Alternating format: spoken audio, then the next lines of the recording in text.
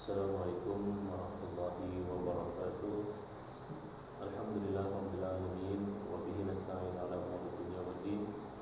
Shallallahu wassalamu ala asyrafil anbiya'i wal mursalin sayyidina wa maulana Muhammadin wa ala alihi washabbihi. Subhanaka la ilma lana illa ma 'allamtana innaka antal alimul hakim. Wa la haula wa la quwwata illa billahil aliyyil azim. Qala al-musannif rahimahullah ta'ala wa nafa'ana bi ulumihi fid dharain.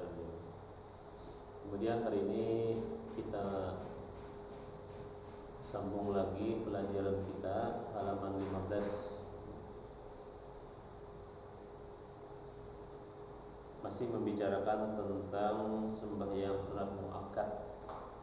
Ini sembahyang sunat yang sangat dianjurkan untuk dilaksanakan, jangan sampai tidak dilakukan kecuali misalnya berhubungan dengan karena uzur.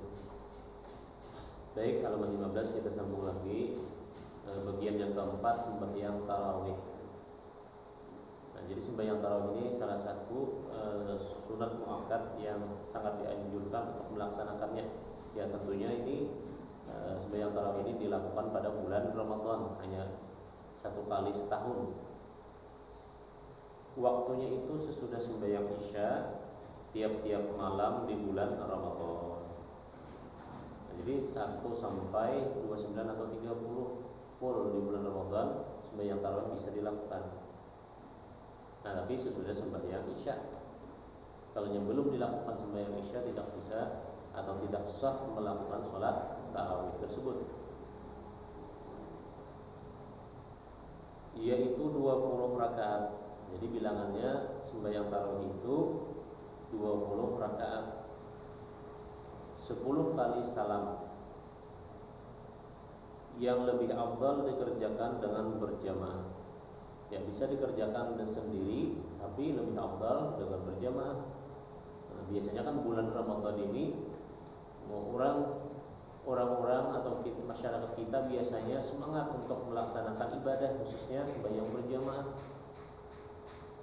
Nah, tapi ada sebagian tempat juga ketika malam pertama bulan Ramadan luar biasa penuh, bahkan sesak, bahkan ada yang tidak muat, harus sampai di luar pakai sajadah misalnya di jalanan. Tapi seiring itu berlalu, yang hari kedua, ketiga, keempat sampai hari ke-15 berkurang. Nah ini cobaan, godaan. Apakah tetap istiqomah dari awal sampai akhir, atau awalnya saja ketika di tengah-tengah nalar kendor. Nah ini harus kita jaga.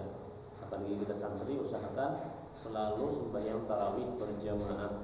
Ya terserah tempatnya, itu di kampung kita, di langgar atau di masjid, ataupun ke tempat-tempat misalnya yang tidak pernah kita berjamaah di sana, lalu kita coba misalnya sembahyang tarawih keliling bisa. Yang penting sembahyang tarawih dilakukan.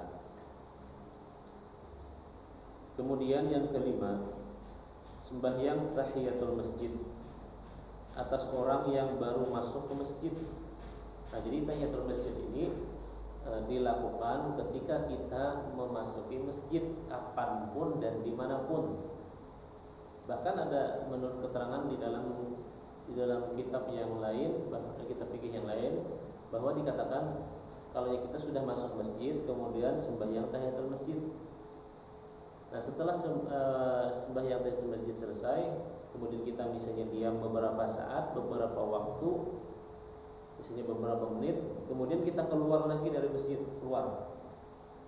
Nah, kemudian kita masuk lagi ke masjid tadi. Nah, maka tetap disunahkan untuk melaksanakan sembahyang tahiyatul masjid. Nah, jadi walaupun kita tadi sudah masuk, kemudian sembahyang masjid, kemudian kita keluar, dan kemudian masuk lagi, maka disunahkan lagi. Dan ini kalau yang berulang balik, maka tetap disunahkan untuk melaksanakan sembahyang tahiyatul masjid, karena dia keluar masjid.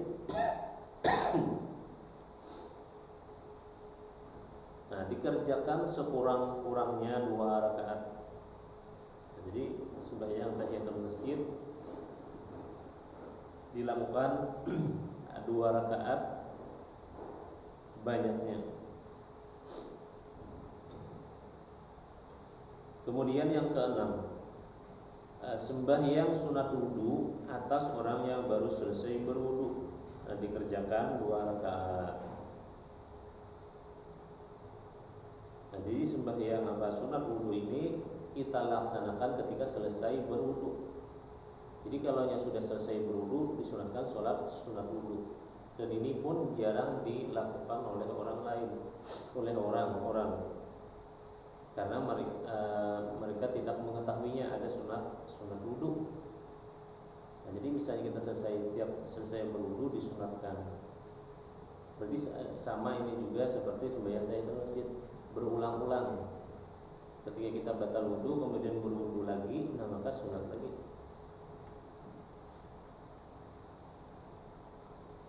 Kemudian yang ketujuh, sembahyang istikharah. Sembahyang istikharah yaitu disunatkan atas orang yang mencita-citakan suatu pekerjaan yang belum ia mendapat kenyataan, baik atau tiadanya dikerjakan. Nah, jadi istikharah ini sholat yang dilakukan ketika kita mengalami bingung antara 2 pilihan. Artinya pekerjaan A inikah yang kita kerjakan, atau misalnya pekerjaan B ini yang kita kerjakan. Nah, pokoknya kalau kita menghadapi dalam satu permasalahan yang kita harus memilih di antara 2 pilihan, dan kita tidak ada kecenderungan apakah A atau B pilihannya, nah maka disunatkan untuk sembahyang istikharah.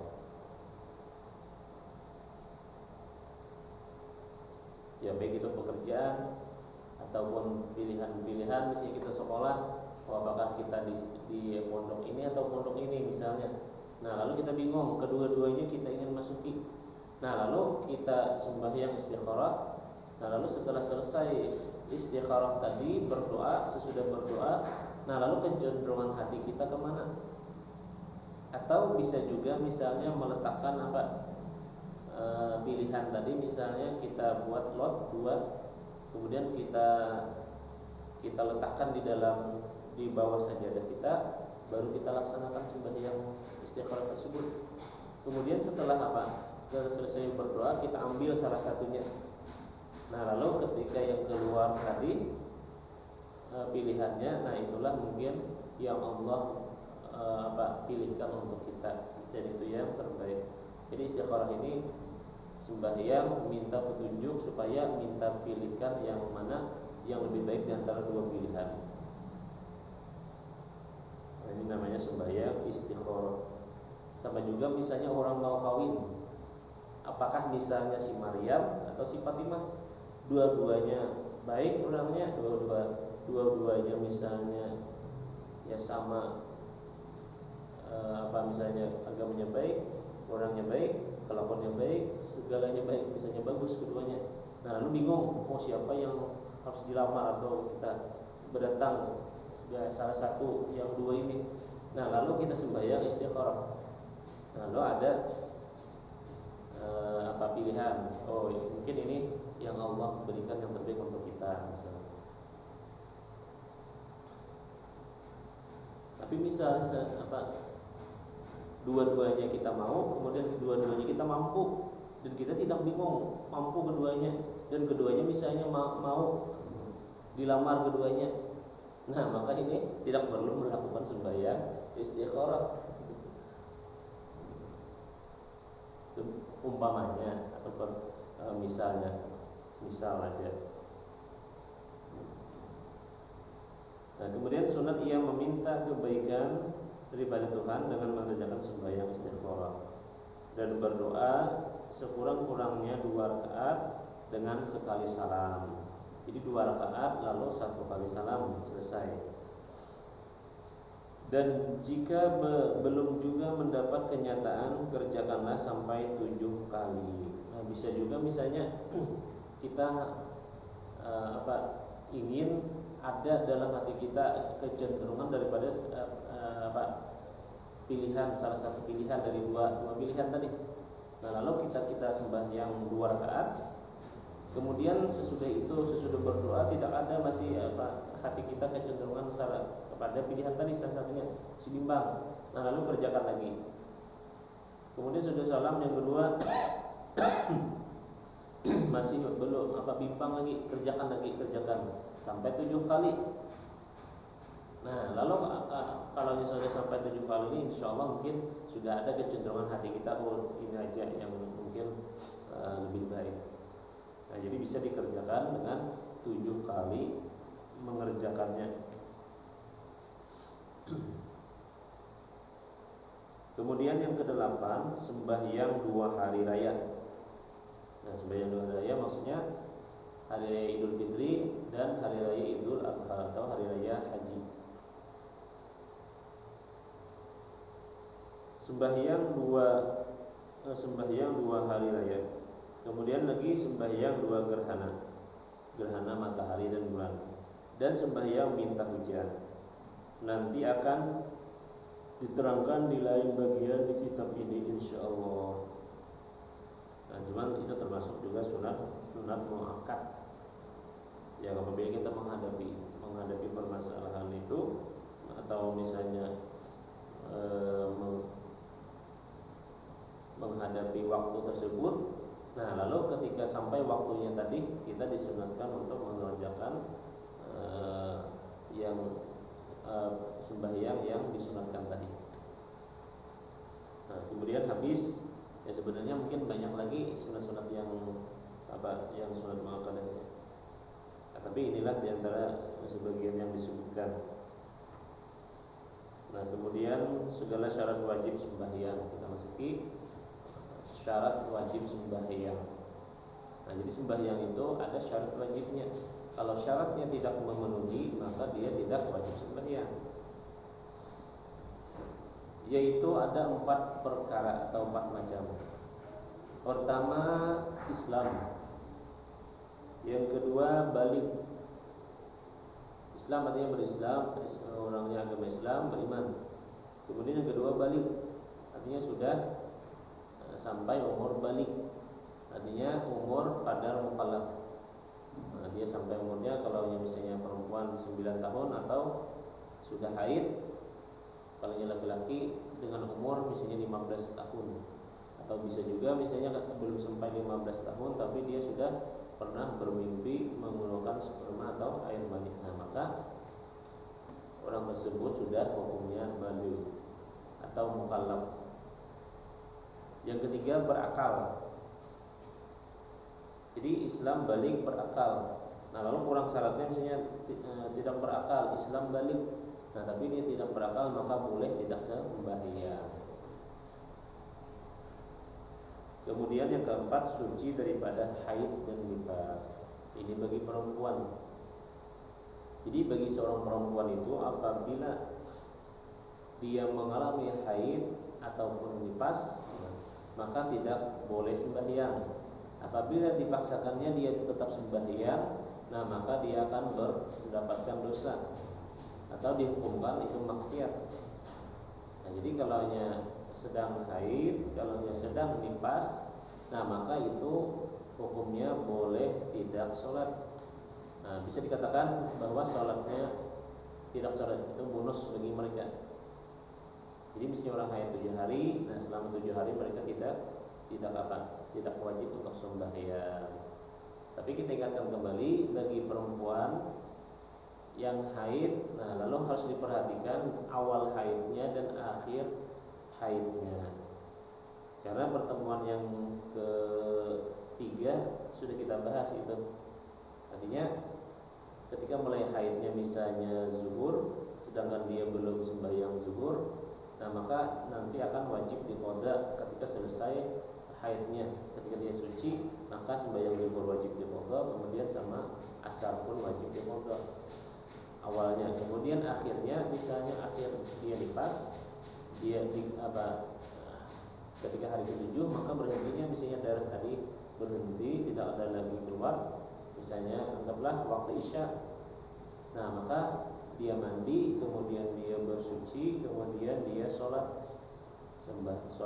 isya. Kemudian setelah sholat isya bangun lagi, diqada sembahyang maghrib.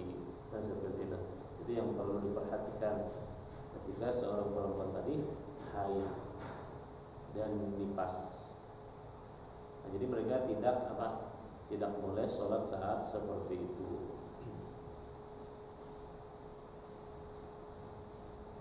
Ya, kalau yang bagi laki 3 saja, Islam, balik, berakal. Nah, kalau kurang dari 3 ini, dia tidak Islam, dia balik, berakal, maka tidak ada kewajiban bagi orang sembahyang tadi. Tapi di akhirat tetap dituntut. Nah, kalau di Islam kemudian berakal kemudian belum balik, dia tidak sembahyang, maka tidak berdosa atau tidak ada tuntutan karena tidak masuk syarat wajibnya.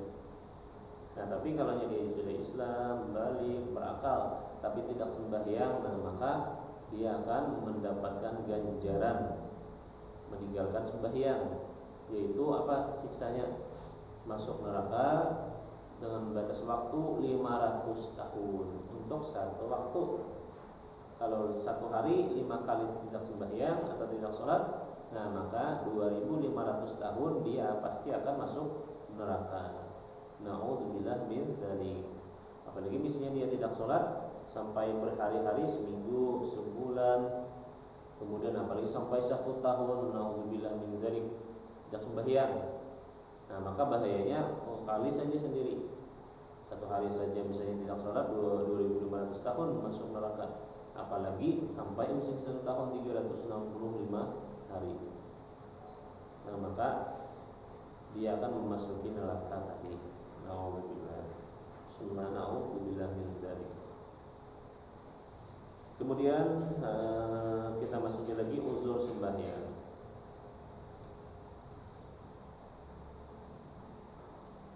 Uzur sembahyang yaitu 2 perkara.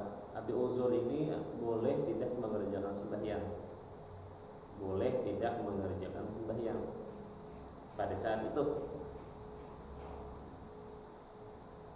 Yaitu ada 2. Pertama,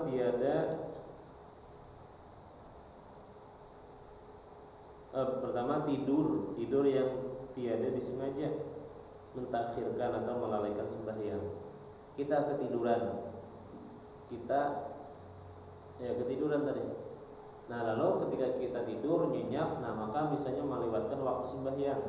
Ya, katakanlah misalnya kebanyakan orang ketiduran misalnya sholat subuh.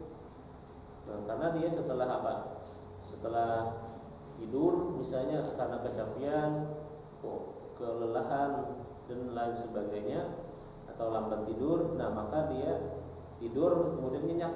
Kemudian sampai sholat subuh, orang azan, dia tidak mendengar sampai habis waktu sholat subuh tadi.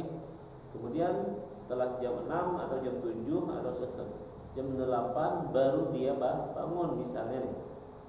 Sedangkan dia tidak mendengar azan, alarmnya sudah misalnya dia sudah di-setel tapi tidak kedengaran. Dia tidak bukannya maksudnya tidak kedengaran, maksudnya berbunyi alarmnya tapi orang yang bersangkutan tidak mendengar. Nah, maka dia namanya uzur. Dan dia boleh saat itu tidak sembahyang. Artinya dia melalaikan sembahyang tadi, melewatkan waktu sembahyang tadi tanpa melakukan sembahyang, tidak berdosa. Karena ini namanya uzur. Tapi setelah dia bangun dari tidurnya tadi, nah maka wajib dia melaksanakan sholat subuh tadi, menyegerakannya tadi, harus segera mengerjakan atau membayar utang daripada sholat subuh yang kelewatan tadi. Jadi yang maksud yang uzur tadi ini ketiduran lalu dia tidak mengetahui sudah masuk waktu sholat subuh. Nah, itu masuk uzur. Nah, beda dengan orang yang jaga misalnya, yang tahu mendengar azan tapi dia tidak melaksanakannya sampai habis waktunya.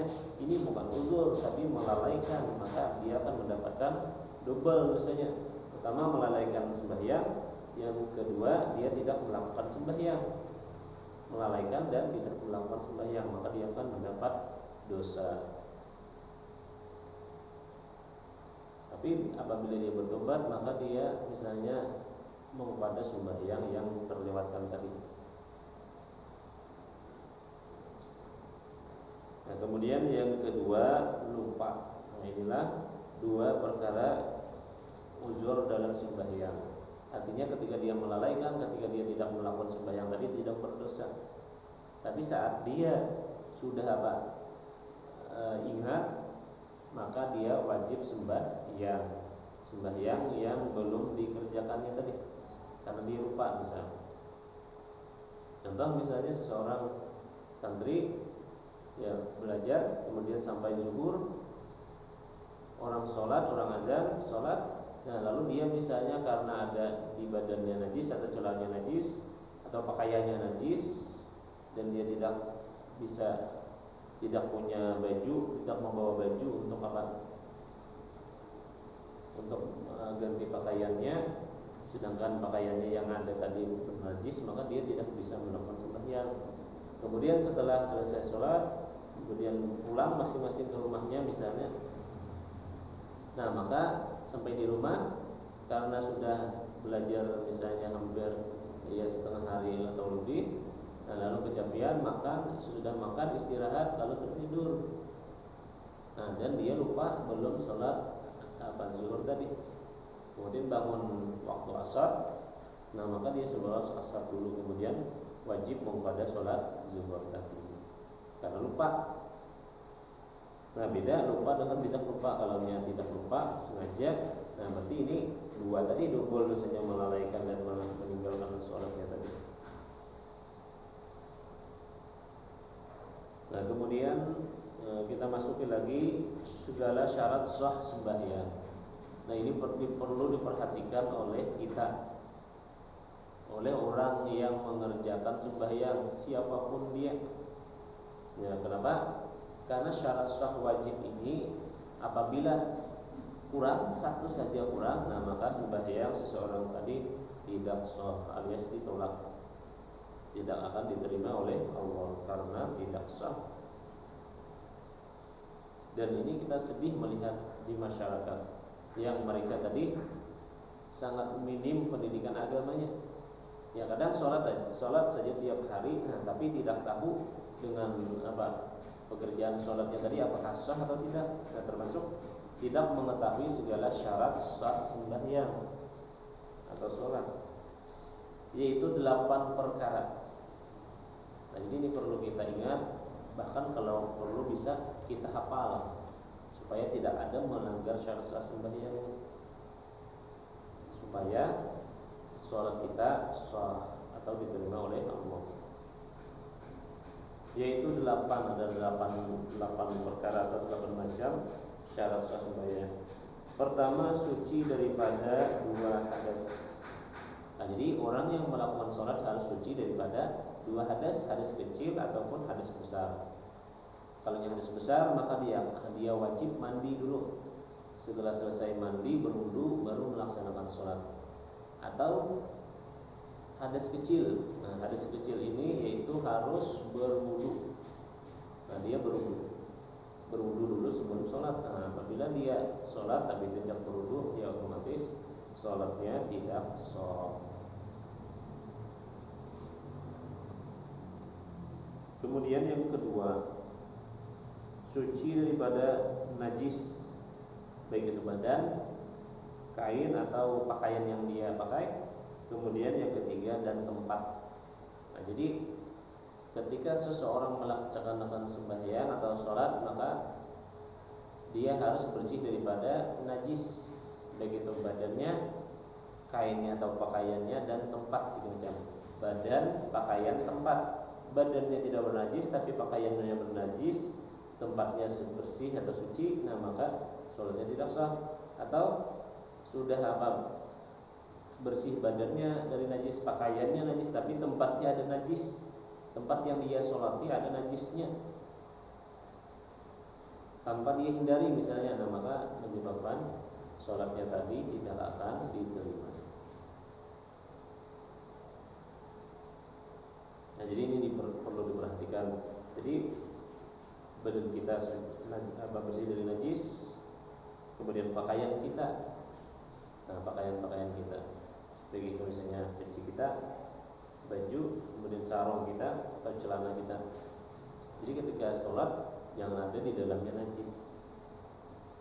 Kalau ada najis, nah maka otomatis sholatnya tidak akan diterima atau tidak sah. Dan kemudian yang ketiga, aurat. Nah, jadi syarat sah yang ketiga menutup aurat. Ketika kita sholat harus menutupi aurat kita. Nah, tapi beda antara perempuan dan laki-laki. Kalau laki-laki lebih mudah. Kalau dalam sholat, yaitu yang wajib ditutupnya adalah antara pusat dan dada, antara pusat dan lutut. Pusatnya kemudian lututnya, itu wajib ditutupnya ketika sholat. Misalnya orang sembahyang pakai celana panjang, tidak pakai baju, nah yang penting tertutup antara pusat dan lututnya, nah maka hukumnya sah. Kalau misalnya suatu saat dalam keadaan darurat tidak ada baju, tidak ada penutup, tidak ada misalnya sarung, yang ada hanya misalnya celana panjang. Kalau celana pendek tidak sah. Nah, celana panjang tapi tertutup antara pusat dan lututnya. Kalau dia sholat seperti itu maka sahlah sholatnya. Jadi syarat bagi laki-laki itu lebih mudah. Tapi bagi perempuan ya agak sulit. Kenapa? Karena banyak bagian tubuh yang harus ditutup. Kecuali yang dibolehkan buka kemudian dengan dua telapak tangan. Selainnya kalau kelihatan maka tidak sah sholatnya. Nah, tapi hati-hati bagi perempuan harus diperhatikan ketika memasang mukena misalnya. Nah, seperti ini misalnya dari muka kan, nah sampai sini. Nah, jadi letak mukena itu seperti ini. Nah, bukan misalnya di dalam seperti ini. Nah, ini kelihatan di sini maka hukumnya aurat. Ketika sholat terbuka auratnya maka tidak sah. Nah, jadi mukananya tadi harus seperti ini. Nah, di sisi dagunya, mukanya. Jangan sampai mukananya tadi dimasukkan ke dalam. Nah, seperti ini misalnya. Kalau kelihatan sini, nah maka tidak sah. Ataupun rambut, nah rambut kelihatan satu lembar atau beberapa lembar misalnya. Nah, maka lalu dia sembahyang, dia sholat, nah maka sholatnya pun tidak akan sah atau diterima karena auratnya masih terbuka. Jadi bagi perempuan tadi harus lebih hati-hati daripada laki-laki. Kalau perlu misalnya sebelum sholat tadi ketika masang mukena, nah lalu bercermin terlebih dahulu. Nah, lihat misalnya apakah ada bagian rambut yang keluar. Nah, kalau tidak sudah ya silahkan sholat. Nah, ini yang kurang hati-hati ya bisa kelihatan rambutnya, apalagi rambutnya panjang. Kelihatan satu lembar aja misalnya keluar dari mukananya, nah kelihatan, nah maka otomatis sholatnya tidak akan diterima atau tidak sah.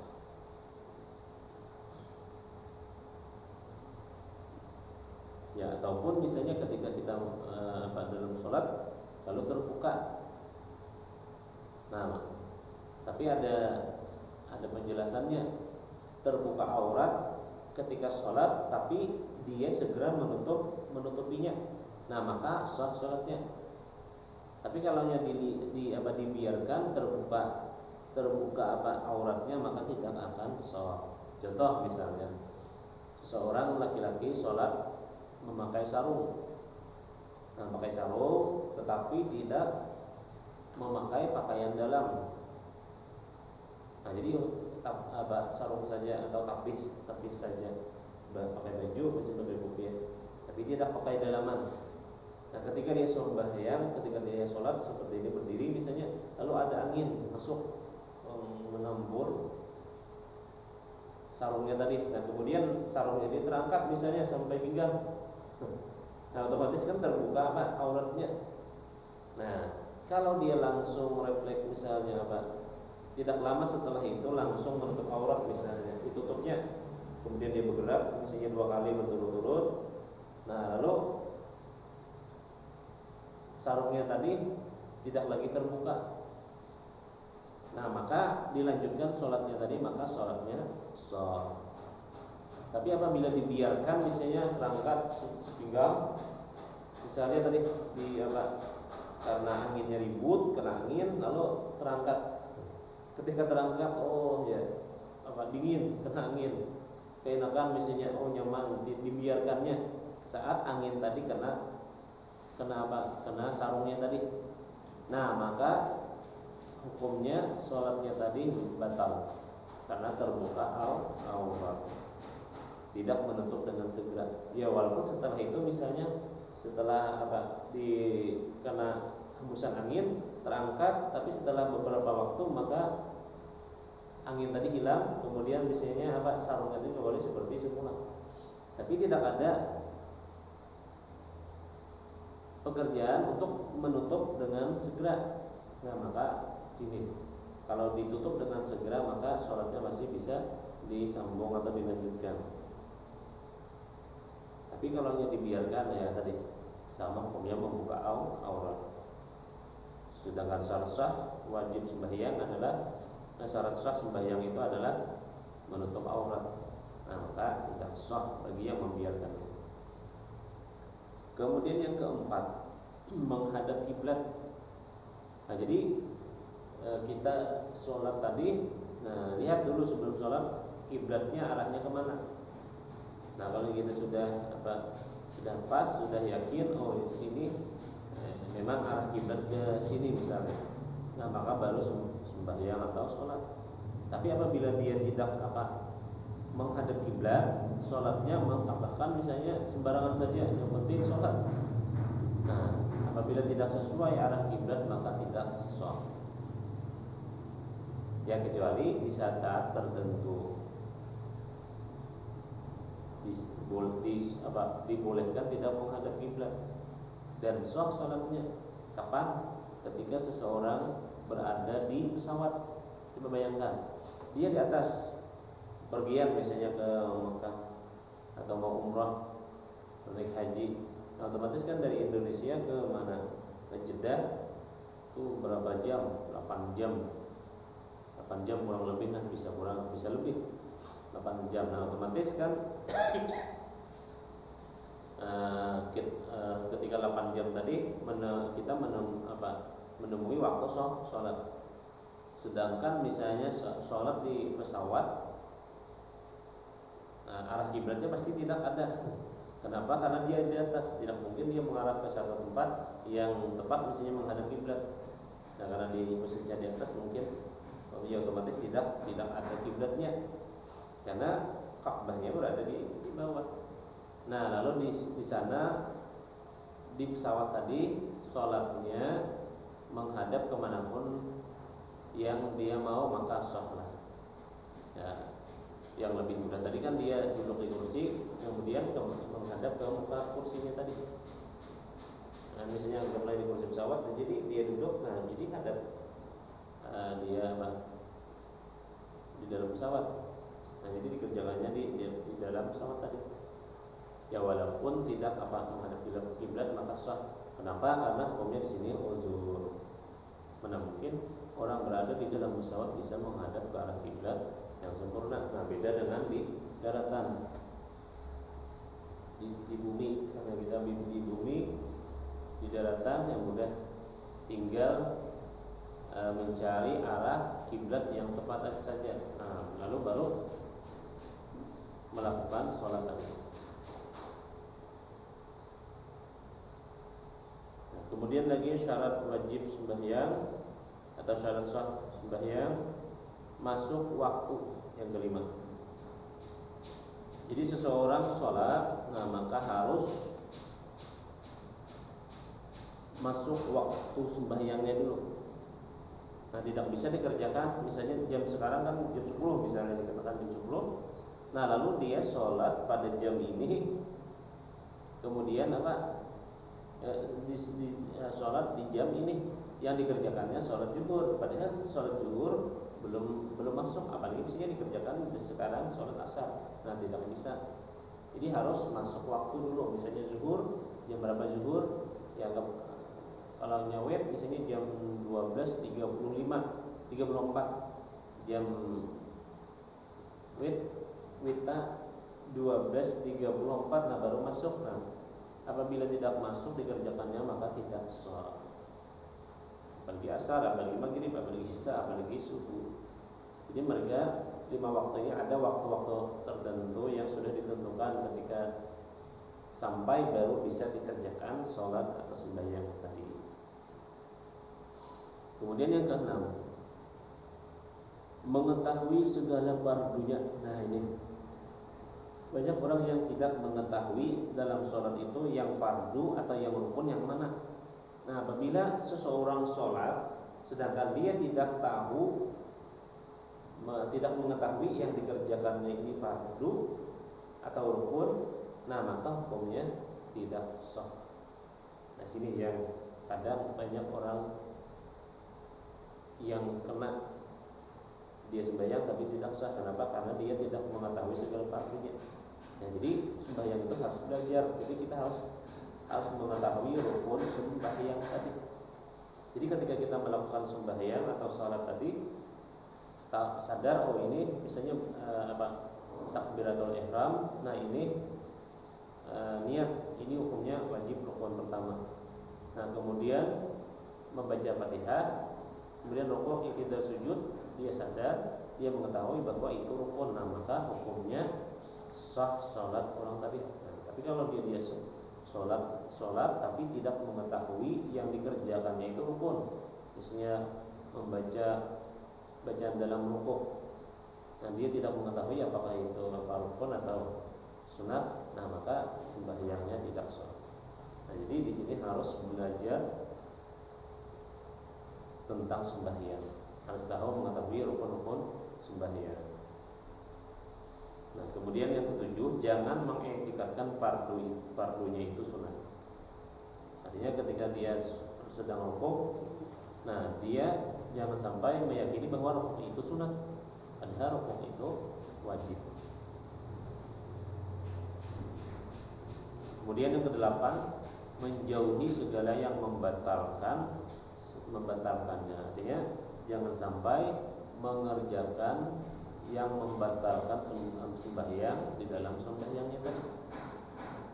Di antara yang membatalkan sembahyang misalnya tertawa terbahak-bahak atau mengeluarkan satu huruf yang dianggap berbicara yang memberi paham walaupun hanya satu huruf, atau bergerak lebih daripada dua kali berturut-turut, atau memakan sesuatu misalnya. Ya, sesudah makan lalu ada misalnya bekas nasi yang dia makan ada masuk di giginya yang berlubang, lalu ketika sholat dikeluarkannya lalu ditelannya, nah maka hukumnya dia sama makan. Nah apabila dalam sholat dia makan itu, dia telan itu, maka hukumnya batallah sembahyangnya. Atau misalnya ketika sembahyangnya berkeringat, nah lalu keringat jadi masuk ke mulutnya, lalu dijilatnya atau ditelannya keringatnya tadi, nah maka itu pun juga membatalkan sembahyang. Dan banyak lagi diantara yang membatalkan sembahyang. Tapi inilah syarat sah sembahyang. Jadi harus diperhatikan betul-betul supaya sholat kita sah. Nah kemudian nanti akan kita sambung segala aurat. Nah, jadi untuk pembahasan masalah sembahyang sampai di sini dulu. Insya Allah pertemuan yang kelima nanti akan kita sambung atau kita bahas segala aurat. Terakhir ya, mohon komennya. Nah lalu tulis nama dan alamatnya untuk mengisi absen. Jadi kita mengetahui siapa-siapa yang mengikuti pelajaran ini. Nah jadi sekali lagi kepada para santri yang mengikutinya, tolong komennya nama serta alamatnya yang jelas, yang lengkap. Nah, demikian yang bisa disampaikan, mudah-mudahan ada manfaatnya. Akhir kalam, wallahul muwaffiq.